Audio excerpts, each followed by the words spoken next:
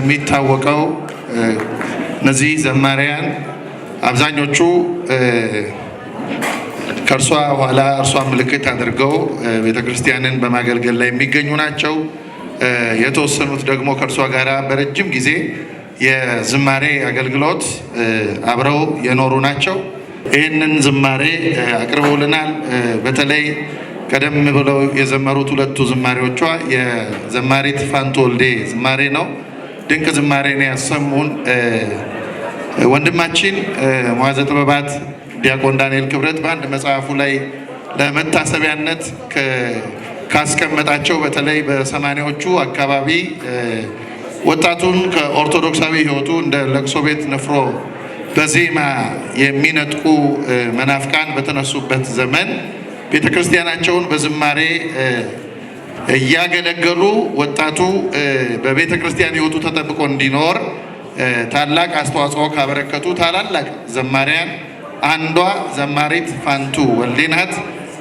ይህንን ዝማሬ ነው ያሰሙን። አምላካችን እግዚአብሔር በቀጣዩም ሕይወቷ እንዲሁ አገልግሎቷ ሰምሮ እንድትኖር ትዳሯም እንዲጠበቅ በጎ ፈቃዱ ይሁንልን።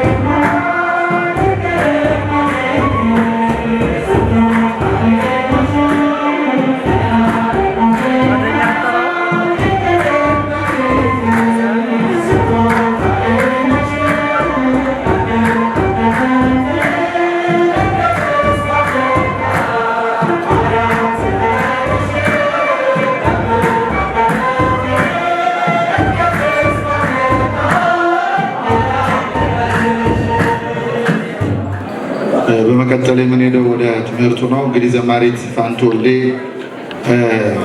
በጣም ለረጅም ጊዜ በሚባል ሁኔታ ቤተ ክርስቲያንን ስታገለግል የኖረች ታላቅ እህታችን እንደመሆኗ መጠን ለዚህ የተሳካ አገልግሎቷ ደግሞ አጋሯ የሆነው ወንድማችን ውበቱ በእውነት ከነስሙ ለአገልግሎቷ ውበት ሆኖ የኖረ የትዳር አጋሯ ነው።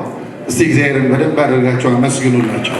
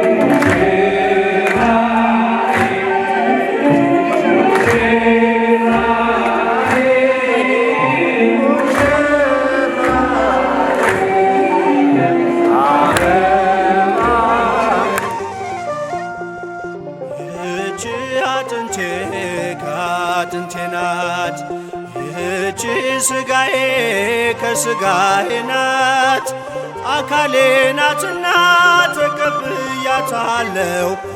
እንደ ራሴ አድርጌ አስብላታለሁ። አካሌ ናትና ተቀብያታለሁ። እንደ ራሴ አድርጌ እኔ ወዳታለሁ።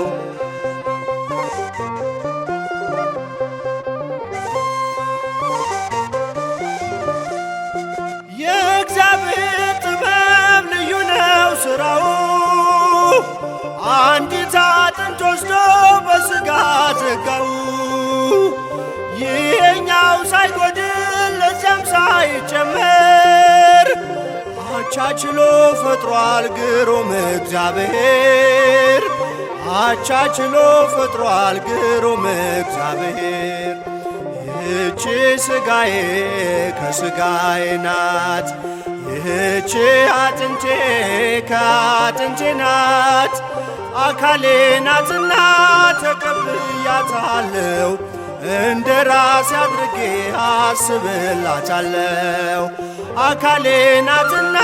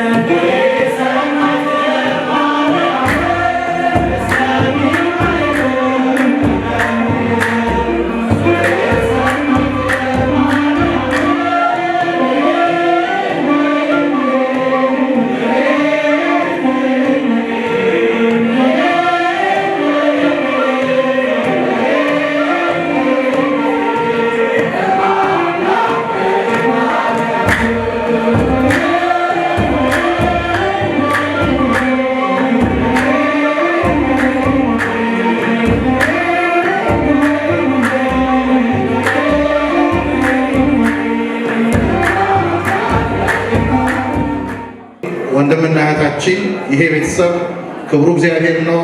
ክብራቸው ቤተክርስቲያን እንደመሆኗ መጠን የቤተክርስቲያን ክብር ይበልጣል ብለው ይሄንን በዓል ወደ ዛሬ ያመጡት ለዚህ ምክንያት ነው። እንግዲህ የጊዜውን ለውጥ ተቀብላችሁ በመንፈሳዊ ቅንነት ተቀብላችሁ ጥሪያቸውን አክብራችሁ በዚህ የተገኛችሁ እግዚአብሔር ያክብርልን ይላሉ። በቀጥታ አሁን ወደ ጋሽ ታዬ እንሄዳለን።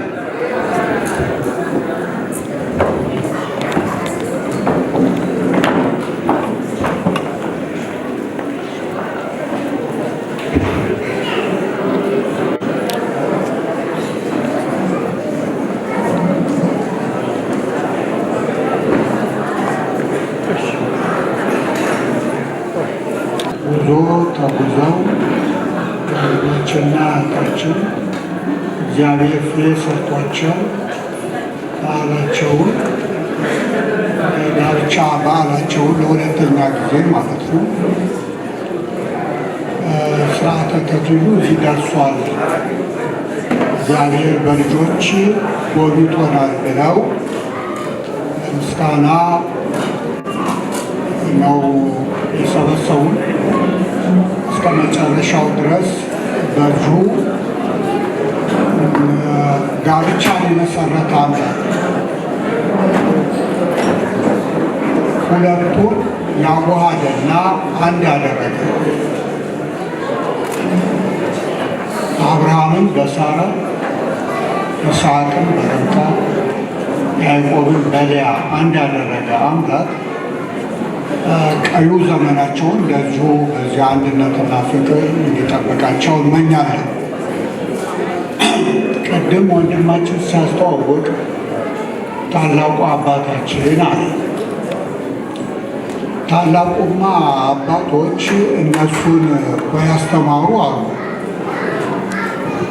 በዚህ ዕለት እኔ የማስታውሳቸው እንግዲህ አንደኛው ዛሬ ተገኝተዋል ብፁዕ አቡነ አብርሃም። ለእኔ እኮ አብርሃም አባቴ ነው።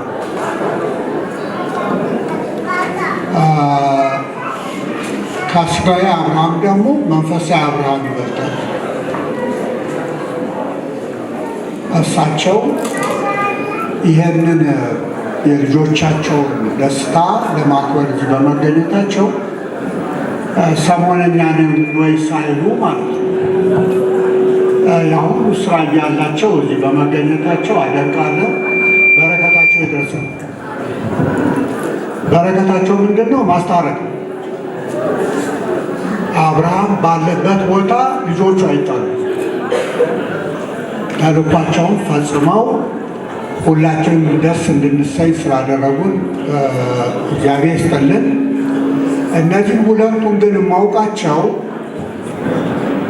ውበቱን እንደ አዳም ፋንቱን እንደ ሔዋን አድጌ ባያቸው፣ በተለይ በግብራቸው እንደ አብርሃምና እንደ ሳራ ባላቸው አቅም እንግዲህ አይቀበሉ እንደነበረ እኔ ምስክር ነኝ። ይህ ለመመስከር ነው። ማግባት ሁሉም ያገባል። ነገር ግን በስርዓተ ተክሊል በቅዱስ ቁርባን ከተጋቡ በኋላ እንግዳ መቀበል ነው። በሕግ ያሉ በተክሊል ያሉ የባልና ሚስት ዋና ትሩፋታቸው ተወክፎ ነግር እንግዳ በመቀበል በረከት አግኝተዋል። ለዚህ ነው ምስክር ነው። ትዝ የሚለኝ አለ ብፁዕ አቡነ ኤልያስ በወቅቱ ሊቀ ጉባኤ አስፋ ዮሐንስ የእነዚህ ሁለት ቤቶች በማነው የእነዚህን የውበቱንና የፋንቱን ቤት እዚህ በመጡ ቁጥር ከሐረር ቤታቸውን ቤት አድገው ነበረ እዛው ያርፉት። ትዝ ይለኛል እሳቸው ይፈልጉሃል ብለውኝ ውበቱ ነው ይዞኝ ሄደው እዛ ሄጄ ሳለ ብፁዕ አባታችን አቡነ ኤልያስ ነበሩ። ለካ የእነሱን ቤት የፈለጉት እንደ ገዳም ቆጥረውት አንድ ወጣት በጽርሐ ጽዮን ዘተዋሕዶ እዛ የስብከተ ወንጌል የሚሰለጥኑ አሉ። ዲያቆን ነበረ። ቅስና ሰጥተውት የምንኩስና ስርዓት ፈጽሟል። በአባታችን 40 ቀን ያህል መነኩሴ ልክ ህጋዊ 40 ቀን ለጥንቱ እንደሚቆይ በአቱ እንዲያጸና እዛ ላይ የጸለዩለት አባታችን ስለተገኙ የት ይሻላል ብለው ውበቱና ፋንቱ ቤት ነው ያንን መነኩሴ ያገኙት። አሁን ቆሞስ ሆኗል። ትልቅ ደረጃ ላይ አለ ማለት ነው። በአካባቢው በቋንቋ የሚያስተምር ነው። ያን ጊዜ እዚያ አግኝቻቸዋለሁ ማለት ነው። ይሄን ለመመስከር ነው። በዚያን ዕለት ሁለቱ ባልና ሚስት አባታችን አቡነ ኤልያስ እዛ በሐረርጌ ምንም እረፍት የላቸውም። ዝም ብለው ባገኙት መኪና ነው የሚሄዱት። ሕይወታቸው እንዲጠብቅ እስቲ ንገርልኝ አሉ። እኔ ጳጳስ መካሪ ማን አደረገ ግን ትቀርባለህና ንገር ሲሉ እየፈራው እየቻው ደረጃ ልኮ ነው ጋሼና ሊቀ ጳጳስ አንድ አይደለም። ይህ ማወቅ አለባቸው። አባታችን የሚባለው ሊቀ ጳጳስ ከዛም በታይ የንስሐ አባታችን ናቸው። ጋሻው ጋሼ ነው። ትልቁ ወንድማችን ቢባል ወንድማችንም ቢሆን ትልቁ አገልጋያችን አቶ ገብሬ ብትሉኝ ይስማማኛል። እላይ መውጣት ቀላል ነው፣ መውረዱ ነው የሚከብደው። ስለዚህ ከስር ብንነሳ ይሻላል። ስለዚህ እዛ ተገኝቼ ንገር ሲሉኝ እሳቸውን አባታችን ልጆቹ የሚነግሮትን ያድምጡ፣ ነፍሳቸውን ይማርና ሕይወቶን ይጠብቁ አልኳቸው። ተቆጡኝ። ከአንተ ይጠበቃል። ሐዋርያት ማዕረግ ከደረስን በኋላ መኖር ምን ያስፈልጋል ነው ያሉት። ወንጌል እንዲያስተማር የፈለገ ይምጣ።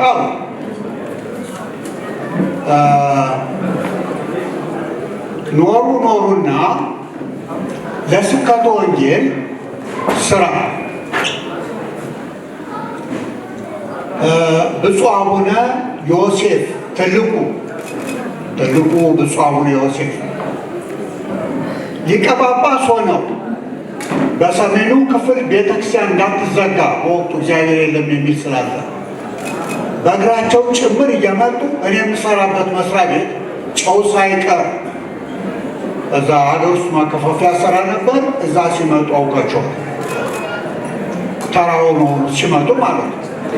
አንድ ጊዜ ደንግጬ ለሰዎቹ አሳውቄ በክብር ተቀብሏቸዋል። እሳቸውና አቡነ ኤልያስ፣ አቡነ ቀውስጦስ፣ ሊቀ ጉባኤ አባ በራ በቀለ፣ መላከ ሰላም ቀሲስ ዳኛቸው እና ሲሄዱ በመዘምርነትም በአገልግሎትም ፋንቱ አትለይም ነበር። አብራ ነበር ሄደችው። የአሁኑ አደጋ ተፈጸሙ። ሁለቱ አባቶች በአደጋ ነው የሞቱት። የሚገርመኝ ደብረ አሚን ቤተክርስቲያን መጥተው ነበር። እዛ አባታችን አቡነ ተክለ ሃይማኖት በዓል አክብረው እዛ ግብዣ ተደርጎላቸው ነበር። ደብረ አሚን ተክለ ሃይማኖት በወቅቱ አለቃው የዛሬው ጳጳስ የዋው ሕይወታቸውን አውቃለሁ። ብፁዕ አቡነ ሰላም መምህር አረጋዊ አስታራቂ አባት ናቸው። ግን ስራቸው ማንም አውቅ የዋህ ስለሆኑ ሞኝ መስሏቸዋል። በትምህርት በኩል ሙሉ ናቸው። ጳጳስ ሲተኛ የሚያድር የሚመስለን አለ። አይተኙም። እኔ በቅርብ አውቃለሁ። ጸጋም አላቸው። በትህትና ያጌጡ ናቸው። በወቅቱ እሳቸው ሁለቱ አባቶችን ደጋግማችሁ ብሉ አሉና በተለይ አቡነ ኤልያስን በቃ ይስል ብላ ኤልያስ ስንቅህን ያዝና ጉዞ ሩቅ ነው አሏቸው። አሁን ጉዟቸው ሩቅ ሆነ። ስለዚህ የነዚህ በዚህ ነው የማውቀው።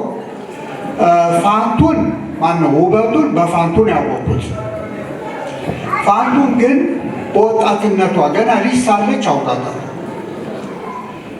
እዚህ መንበረ መንግስት ቅዱስ ገብርኤል ቤተክርስቲያን ሃይማኖት ማነው አንድ ሃይማኖት የሚባል አለ። እዛ ናት ያደገችው። ቅዱስ ገብርኤልን ትወዳለች እና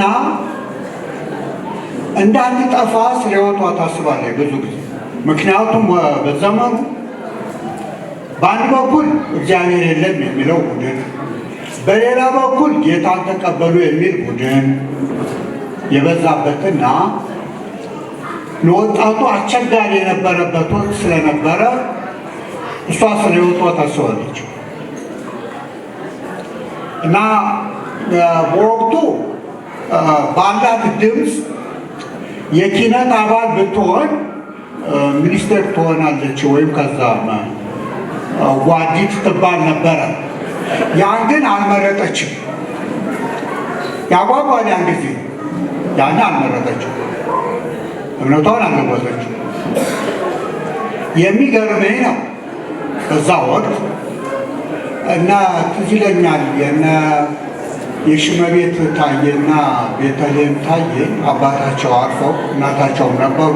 ለሀዘን እዛ ስገኝ እንደ ምስኪን እዛ ጥቅልል ብላ እንደ አንድ ባህታዊ ነው የምትተኛው ራሷን በመጠበቅ። ይሄን የአይን ምስክር ነኝ ያውቃሉ። አልጋ ላይ ከምትወጣ ይልቅ መሬት ነው የምትተኛው እና ምንድነው እንትኗ ልብ ይነካል ማለት ነው። እና ፎቅ ላይ ከምንወጣው ይልቅ እሷ ዛመን ላይ የወደቀችዋ ትንሽ ሆና አስተማሪ ነበረች በሕይወቷ ማለት ነው። እርግጥ የመዝሙር ስጦታ ሰጥቷታል። የሚገርምን አሁን ትዝ ይለኛል በወቅቱ ቦታው ድሮ መስቀል አደባባይ ነው፣ በኋላ ነው አብዮት አደባባይ ያሉት። በዛ በአብዮት አደባባይ ቢባልም በዕለቱ ግን በዓል የመስቀል ሲከበር ደመራው መስቀል አደባባይ ነው የሚባለው። በዛ በመስቀል አደባባይ ወጣቱ በአራት ማዕዘን ተሰልፎ ሲሄድ መዝሙር ከሚያቀርቡት ልጆች ወጣቶች አንዷ እሷ ናት። ኪነ ጥበብ ሁለተኛው ነው። እሷ አንጋፋ ነው። እሷ እዛ ላይ ከበሮ ስትይዝ ወጣቱም እንግዲህ ወላጆቹን ለመከተል ጊታር ከመያዝ ይልቅ የቅዱስ ያሬድን መቋሚያውንም ከበሮውንም ጸናጽኑንም መያዝ የተለመደበት ወቅት ነበር። ነፍሳቸውን ይማር ብፁዕ ቅዱስ ርዕሰ ሊቃነ ጳጳሳት ወፓትርያርክ አባ ተክለ ሃይማኖት ገዳማዊ ናቸው። ወጣቱን ያቀርቡ ነበር በዛ ወቅት ማለት ነው። እሷ ያለምንም ማፍረት የእግዚአብሔርን ስም በመጥራት ትውልዱ አንገቱን በደፋበት ወቅት እዚያ አልወስም ለምሳቁቶቿን በወቅቱ የምታዘባቸው ነበሩ። የሄዱም አሉ ያሉም አሉ። ወቅት ተከትለው በእግዚአብሔር ያፈሩ ነበር። መስቀሉን ይሸሽጋሉ። እዚህ ላይ የማርክስ ፎቶ ወይም የሌኒን ይደረግ ነበር። ወጣቱ ደግሞ መጽሐፍ ቅዱስ ሳይሆን የሚይዘው ሬድ ቡክ ማኦ ሴቱንግ ማነው? ማኦ ነው የእሱ የቻይናው የቼርማን ማኦ። ብዙ ሰው ማኦ ነበረ የሚከተለው። እንደውም አንድ ጊዜ ስማቸውን አልጠራም የፖለቲካ ቡድኖችን አሁን ወደዚያ ሀገር ይምጡ ተብሏል። ያፈረሷትን ቤት ይሱ እና በወቅቱ ማለት ነው ማኦይስት ነበሩ። አንደኞቹ ሌኒኒስት ናቸው፣ ሌላው ማኦይስት ነው። ያሸንፋል ይላል፣ ያሸንፋል ይላል። ላብ አደር ወዝ አደር አንዱ ነጭ ሽብር ያካሄደ፣ ሌላ ቀይ ሽብር መጣ። ወጣት ረገፈ። በዛ ወቅት የሁሉ ሽኩቻ ባለበት ያለምንም ፍርሃት አንደኛ ሊቀ መዘምራን ኪነ ጥበብ ወልደ ቂርቆስ፣ ሁለተኛ አሁን ዘማሪ ትበላለች ያቺ ፋንቱ ነው እኛ የምንላት ፋንቱ ወልዴ። ዛሬ የወልዴ ዕለት ነው እንዴ የተገኘሽ? ባልወልድ አይደለም? አዎ። ስለዚህ እሷ ከበሮ ስትመታ እንደ አቡነ ማናቸው አሉ አባ በትረ ማርያም የሚባሉ ገሩኑ ሊሰሩና እንደ እንዝርት ይሽከረከራሉ የሚል ገድል አላቸው። እሷ ከበሮውን ይዛ ስትሽከረከር እቺ ልጅ አዞሮ እንዳይጥላት በማለት አንድ ቀን መክሬያታለሁ። ለካ ያሰከራት መዝሙሩ ነው። ሌሎቹ በዳንስ ሰክረዋል። ትዊስት ወደ ግራ ትዊስት ወደ ቀኝ ይላሉ። እሷ ወደ ግራም የለ ወደ ቀኝም የለም ወደፊት ያሬድን ዜማ በማዜም ምስክርነት የሰጠች እህት ናት። ከዚህ ሁሉ ጋራ ግን ከብዙ አባቶች ጋራ ከብዙ ወንድሞች ጋራ ቅርብ ግንኙነት አላት። የምታገለግለው ግን ነው። አንድ የምትዘምረው መዝሙር አለ ስለ እመቤታችን ለእንትን አይደለም የምትለዋለ እኔ አልያዝኩትም እንጂ እኔ መዝሙር ስለማይሆንልኝ አልይዝም። ሲዘምሩ ግን ደስ ይለኛል። አዎ ያለ ስጦታዬም አልዘምርም። አልተሰጠኝማ። እሷ አለ ምንድን ነው ለእንትን አይደለም እመቤቴ እኔ እስቲ አንተ ና ታዲያ ግን ነበር በሙያ እስቲ ከልብ ነው እንጂ ድንግል እመቤቴ ለዜማስ አይደለም እኔ አንቺን መጥራቴ አደራ አደራ እንግዲህ ሕይወቴ ስትል የአንድ የእመቤታችን ስም ስትጠራ ለእሱ አይታወቃትም እንጂ ለምሳሌ አንበጣ በሰማይ ሲሄድ ፌጣ ደግሞ እንዲህ ትላለች ይባላል በምሳሌ። እኛ ደግሞ መዝሙር ችሎታ የሌለን ልባችን እንደዚህ ሄድ ነበረ። ዝም ብሎ ስለተዘመረው እኮ አይሆንም። ነጥሮ የሚመልሳል በእምነት ስለሆነ በትህትና በዙ ሄደች። እንደውም የመጀመሪያ ካሴት በማውጣት ዲያቆን ሊቀ መዘምራን እንትና ማን ነው ኪነ ጥበብ አውጥቶ የመረቁለት የወሊሶ መምህር ብፁዕ አቡነ ዲዮስቆሮስ በኋላ መምህር ወልደትንሳኤ ግዛው ናቸው። እኔ አውቃለሁ ይሄንን። የእሷ ደግሞ አዘጋጅታ አለ የታቦት አለ እያዋያ የምትለዋለን። በጣም ነው ልብ የሚገባው። ይሄን ያደረገች ናት። አላፈረችበትም። በታላቁ አሜሪካን ሴጣንን በሚመለክበት እግዚአብሔርን በሚመለክበት አላፈረችም። እግዚአብሔርም አላፈረበትም።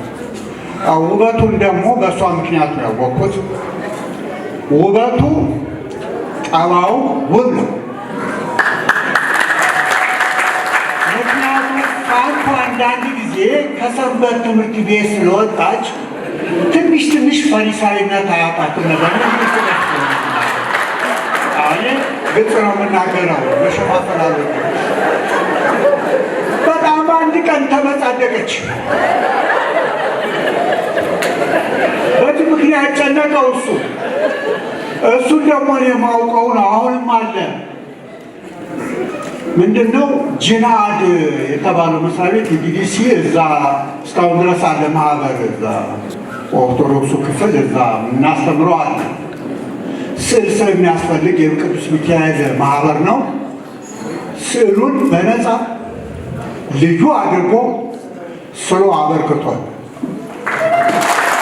እስካሁን ድረስ የሚካኤል ዝክር ሲዘከር በዓመት 2 ጊዜ ያ ይወጣል እንደታወቀ እዛው መስሪያ ቤት ነው። በዚህ እናስባለን። እሷ ግን እዛ መጣ ዘምራለች። በተለይ የግሸን ስንሄድ ምንም የሚጠፋን አይደለም። የእሷን መዝሙር እየሰማን ነው የምንሄደው።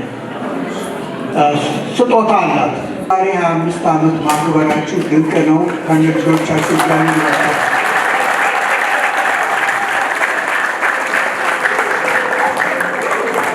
ምስጋናው ያንሳል። በእውነት ምስጋና ያንሳል። ከዚህ በላይ ምስክርነት የለም። የአባታችን ምስክርነት፣ የጋሽ ታዬ ምስክርነት፣ የኤልያስ ምስክርነት ነው። ስለዚህ ይሄንን ቤተሰብ እግዚአብሔር እንዲጠብቀው እስቲ በድጋሚ ምስጋና ለእግዚአብሔር አቅርቡ። በደንብ አድርጋችሁ እግዚአብሔር ስም የተመሰገነ ይሁን። መርሐ ግብራችንን እያጠቃለልን ነው።